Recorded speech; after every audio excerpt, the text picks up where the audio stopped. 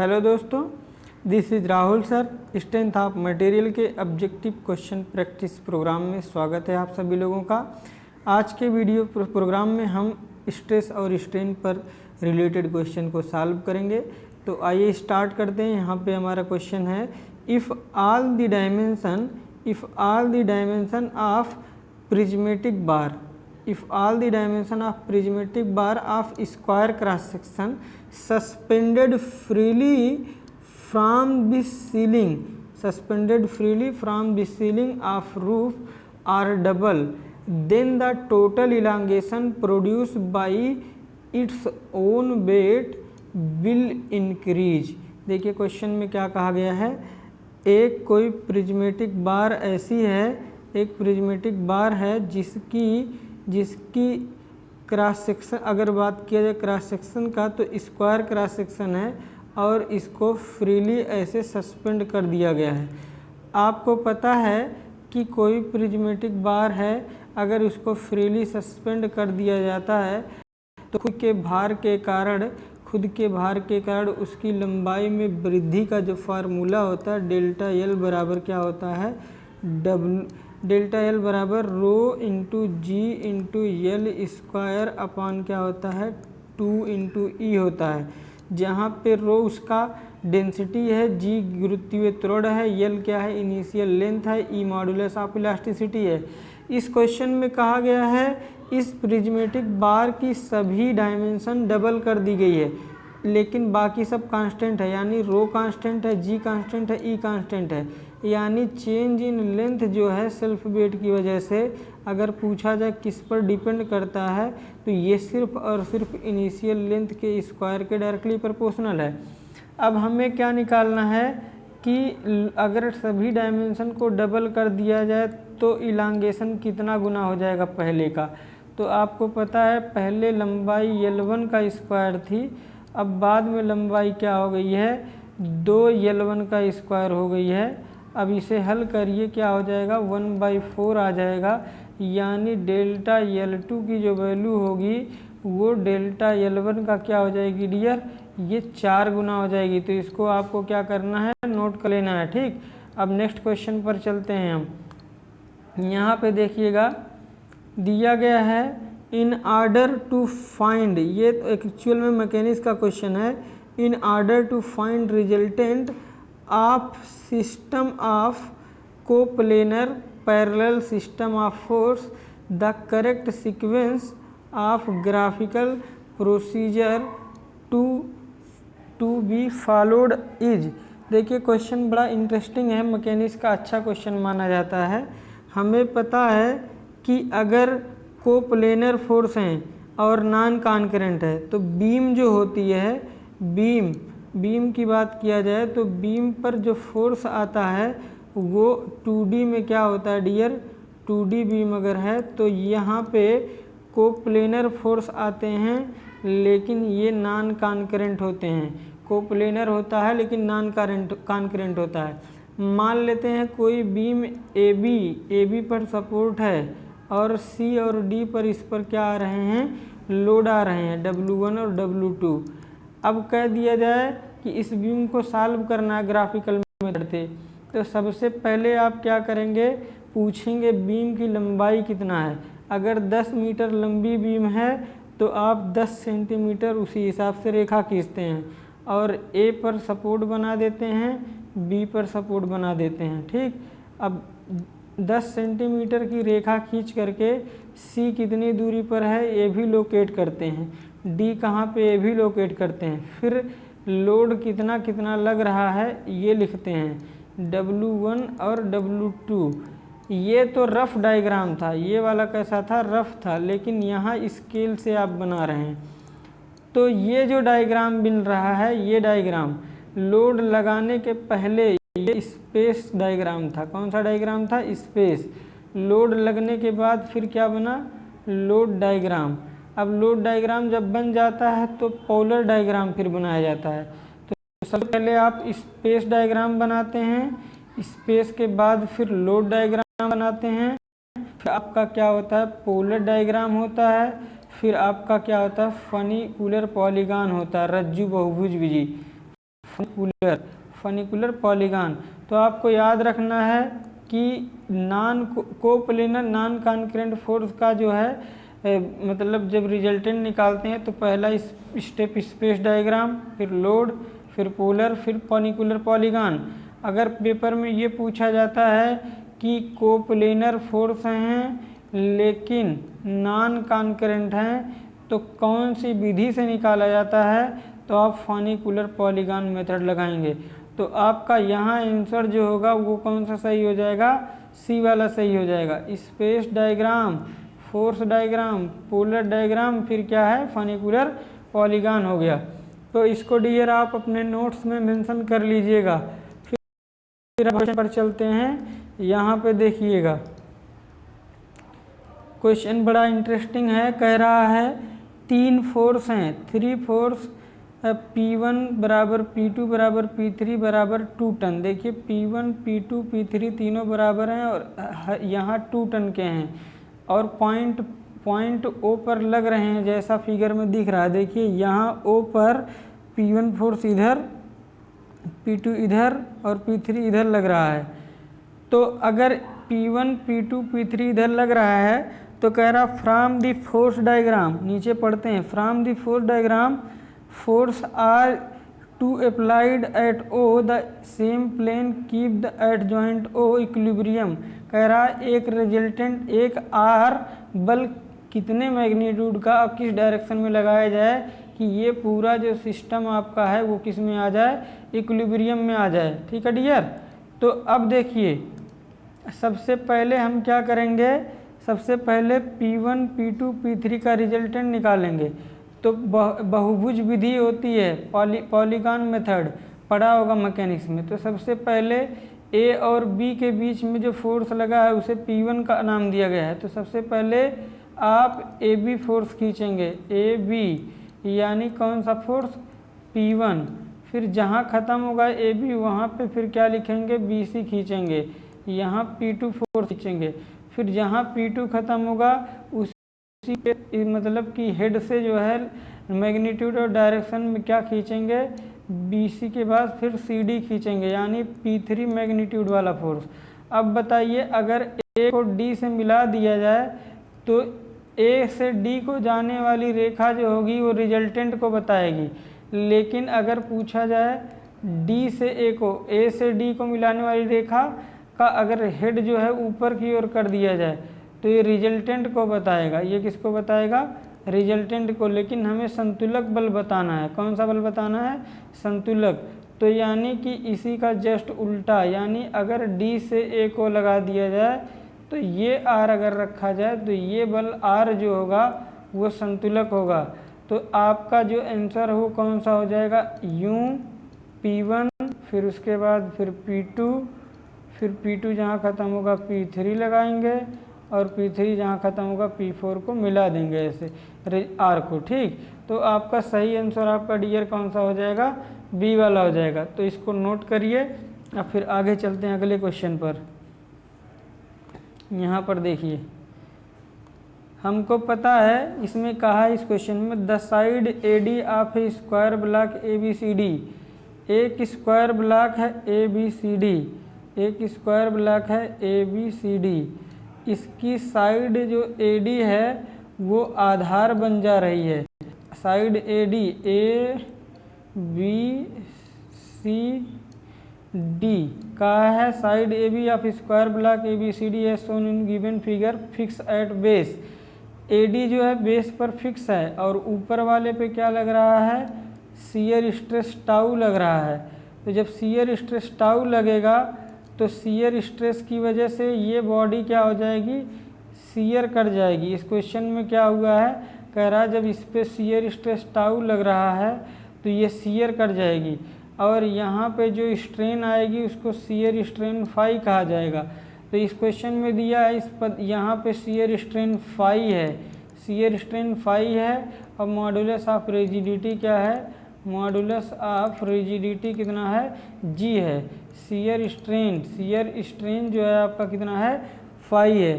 तो कह रहा है जब ये डिस्टॉर्ट हो जाएगा यानी जब ये डिफॉर्म हो जाएगा तो अब उसका रूप जो है AB' सी डैश और डी के जैसा हो जाएगा। यानी अब जो है ये बिल्कुल समांतर चतुर्भुज के जैसा दिखेगा। तो कह रहा पहले डायगोनल कितना था, पहले डायगोनल आपका AC था, बाद में डायगोनल कितना हो गया है, AC डैश हुआ है। तो डायगोनल स्ट्रेन की अगर बात किया जाए तो डायगोनल स्ट्रेन अगर बात किया जाए तो डायगोनल स्ट्रेन क्या होगा, चेंज इन डायगोनल। तो पहले AC बाद में AC डैश है, पहले AC था, तो दो बड़े वाले में से छोटे वाले को घटा देंगे तो चेंज इन डायमीटर हो गया, और डिवाइड बाय ओरिजिनल डायमीटर, तो ये चीज़ दे देता है डायगोनल स्ट्रेन। एक फार्मूला आप लोग याद रखिएगा, डायगोनल स्ट्रेन जो होता है शियर स्ट्रेन का हमेशा क्या होता है, आधा होता है। तो डायगोनल स्ट्रेन यानी लीनियर स्ट्रेन, लीनियर स्ट्रेन यानी डायगोनल स्ट्रेन जो होगा वो शियर स्ट्रेन का क्या होगा, आधा होगा। यहीं से एक रिलेशन आपको मिलता है E बराबर 2G और 1 प्लस म्यू। यहाँ पे ही एक आपको यहाँ पे एक रिजल्ट मिलता है इसी फार्मूले से, डेरिवेशन से। ये बड़ा इम्पॉर्टेंट क्वेश्चन, मतलब ये जो है फैक्ट है, इक्वेशन, ये सूत्र है बहुत इम्पॉर्टेंट, ठीक, इसको याद रखना है। तो यहाँ पे जो क्वेश्चन 2.21 था उसका सही आंसर कौन सा हो जाएगा डियर, ए वाला हो जाएगा। ए को लगा करके फिर हम आगे बढ़ जाते हैं, ठीक, ओके। अब देखिएगा यहाँ अगला क्वेश्चन है, इसको पढ़ते हैं। Around steel bar of overall length 40 centimetre. एक राउंड स्टील बार है जिसकी पूरी लंबाई 40 सेंटीमीटर है, लेकिन इसका 2 पार्ट किया गया है, इसके 2 पार्ट हैं, हर एक का डायमीटर 10 सेंटीमीटर व 8 सेंटीमीटर क्रमशः है। मॉडुलस ऑफ इलास्टिसिटी दे रखा है इतना। अगर इस पर एक जो है सब्जेक्ट किया जा रहा है टेंसाइल लोड 10 टन का, तो इलांगेशन इसमें बताना है। तो क्वेश्चन को समझिएगा, एक जो है राउंड बार है, एक राउंड बार है जिसकी पूरी लंबाई 40 सेंटीमीटर है, लेकिन ये 2 हिस्से में बटी है।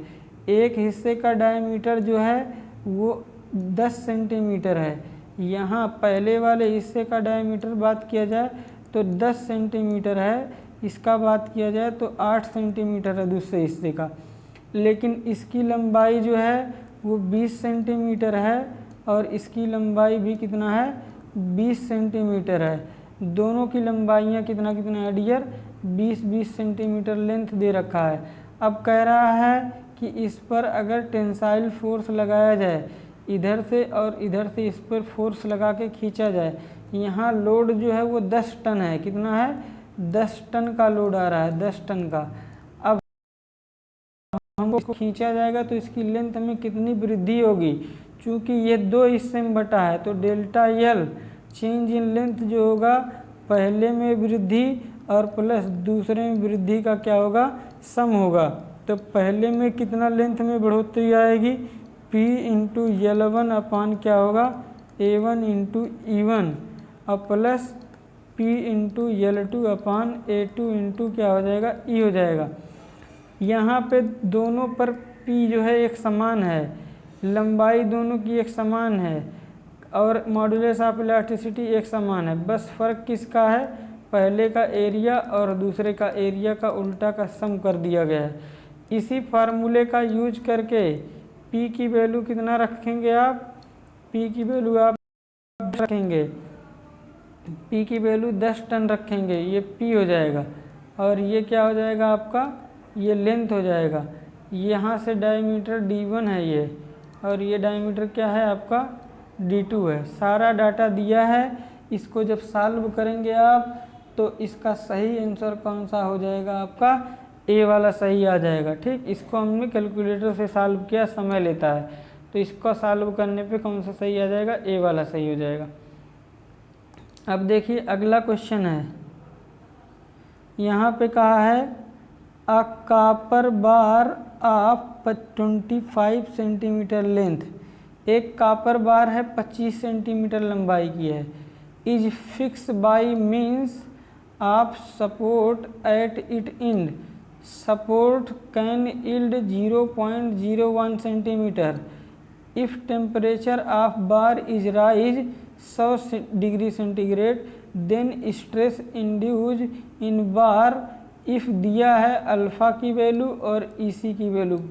तो यहाँ पे हमें क्या बताना है, थर्मल स्ट्रेस बताना है। तो हमें समझना सबसे पहले कि अगर कोई बार दो वाल के बीच में फिक्स होती है, पूरी तरह से अगर क्या हो, फिक्स हो, अगर इसकी इनिशियल लेंथ यल हो, coefficient of thermal expansion alpha हो, मॉडुलस ऑफ इलास्टिसिटी ई हो और इसमें जो है टेम्परेचर चेंज डेल्टा टी हो, तो थर्मल स्ट्रेस का फार्मूला अगर पूरी तरह से ये फिक्स है तो इसका फार्मूला क्या होता है, E into alpha into delta T होता है। थर्मल स्ट्रेस जो है केवल पदार्थ की प्रकृति पर, किस पर, पदार्थ की प्रकृति मतलब कौन से टाइप का मटेरियल है और टेम्परेचर में चेंजेज पर डिपेंड करता है, डायमेंशन पर डिपेंड नहीं करता है। तो यहाँ पे थर्मल स्ट्रेस का फार्मूला है कब, जब दोनों सिरे फिक्स हों। लेकिन जब दोनों सिरा में एक सिरा फिक्स हो, दूसरा सिरा पार्शियली फिक्स हो, यानी दूसरे सिरे पे यील्डिंग हो, तो यह क्वेश्चन यहीं पर इसी कैटेगरी का क्वेश्चन पूछा गया है। एक रॉड है जिसकी लेंथ भी दे रखा उन्होंने, लेंथ भी दे रखा है, आपका ई पता है, ई मॉडुलस ऑफ इलास्टिसिटी अल्फ़ा भी पता है और इसकी लेंथ भी पता है। लेंथ कितना दे रखा है, इन्होंने 25 सेंटीमीटर इसकी क्या दे रखा है, लेंथ भी दे रखा है। लेकिन ये सिरे पर, दूसरे सिरे पर यील्ड है, यील्ड का मतलब 0.01 सेंटीमीटर ये फ्री है फैरले को। तो इस कंडीशन में जो फार्मूला लगाया जाता है थर्मल स्ट्रेस का, तो थर्मल स्ट्रेस बराबर क्या होता है, alpha into delta T, L alpha into delta T minus यहाँ पे जो वैल्यू है 0.01 और बाई क्या कर देंगे, यल कर देंगे, तो ये वो स्ट्रेन हो जाएगी जिसमें तकलीफ़ पैदा होगी और इंटू क्या कर देंगे, ई कर देंगे। तो इसको सॉल्व करने पर जो भी आंसर आएगा आपका 23 वाले का क्या होगा, सही आंसर होगा। तो सॉल्व करने पे हमारा सही आंसर जो आता है वो कितना आता है, ये डी वाला सही आता है डियर, ये कितना आता है, डी वाला। यही रख करके इसको सॉल्व करते हैं, फिर अब नेक्स्ट क्वेश्चन पे चलते हैं। इसमें देखिए क्वेश्चन में कहा गया है अ गिवन मटेरियल, एक पदार्थ दिया गया है जिसका यंग मॉडुलस इलास्टिसिटी ई है और मॉडुलस ऑफ रिजिडिटी इसका दे रखा है जी, पॉइजन रेशियो दे रखा है 0.25। तो पूछा है यंग मॉडुलस इलास्टिसिटी बल्क और मॉडुलस ऑफ रिजिडिटी का रेशियो कितना होगा। हमारे पास एक पूछा क्वेश्चन में ई और जी का अनुपात पूछा है बस, और यहाँ पॉइजन रेशियो दे रखा है 0.25, यानी कि ये मटेरियल आइसोट्रॉपिक मटेरियल की बात कर रहा है। हमारे पास ई और जी में संबंध होता है, ई बराबर 2g 1 + म्यू होता है। अब ई बाई जी बराबर क्या हो जाएगा, ई बाई जी बराबर 2 × 1 + म्यू। अब ये बताइए यहाँ 2 × 1 + 0.25 रख दिए। अब इसको सॉल्व करिए, ई बाई जी की जो वैल्यू आएगी 2 × 1.25, जिसे सॉल्व करने पर क्या आ जाएगा, 2.5 आ जाएगा, यानी ई बाई जी का अनुपात जो है वो 2.5 हो गया, यानी इसका सही है आपका कौन सा हो जाएगा, सी वाला हो जाएगा। अब अगला क्वेश्चन हम देखते हैं। यहाँ पे देखिएगा prismatic bar of uniform cross section area, ये एक प्रिज्मेटिक बार है, पूरी लंबाई में इसका क्रॉस सेक्शन 5 सेंटीमीटर स्क्वायर है और इस पर एक्सियल लोड लग रहा है चित्रानुसार। तो हमको पूछा गया है, इसमें क्वेश्चन में पूछा गया है so in figure portion BC subjected to an axial stress, कहा है पोर्शन BC में एक्सियल स्ट्रेस कितना होगा। तो डियर देखिएगा ज़रा, अगर इसका फ्री बॉडी डायग्राम बनाया जाए तो आपका ये CD वाला हिस्सा जो है, CD वाला हिस्सा अगर C और D की बात है तो यहाँ लगा 5000 kg, लग रहा है 5000 kg। तो इधर कितना लगाना पड़ेगा CD को बैलेंस करने के लिए, यहाँ भी 5000 kg लगाना पड़ेगा। ठीक, अब देखिए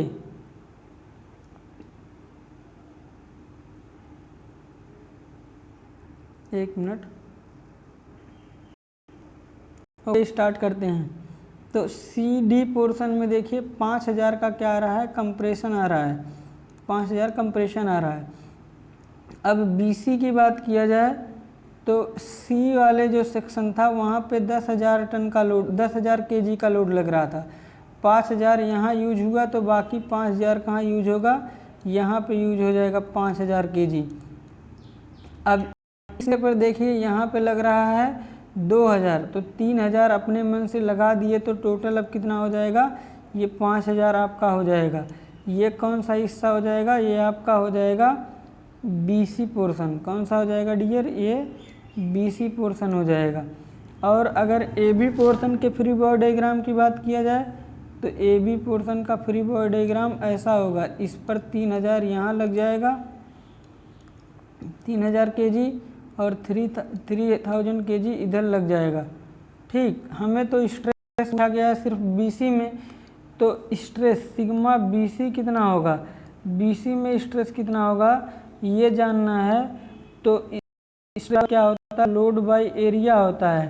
तो लोड BC में कितना आ रहा है, 5,000 का आ रहा है।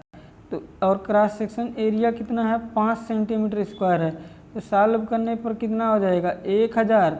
और यहाँ पे BC जोन में क्या है आप देख रहे हैं, टेंशन है। और AB जोन में भी क्या था आपका, AB हिस्से में भी क्या है, यहाँ पे देखिए टेंशन है। ठीक है ना। तो AB BC टेंशन में, CD कंप्रेशन में, सिर्फ BC में पूछा गया है तो 1,000 kg पर सेंटीमीटर स्क्वायर का स्ट्रेस हो जाएगा और ये कैसा होगा, टेंशन होगा। यानी इसका आंसर कौन सा सही हो जाएगा, C वाला हो जाएगा। अब नेक्स्ट क्वेश्चन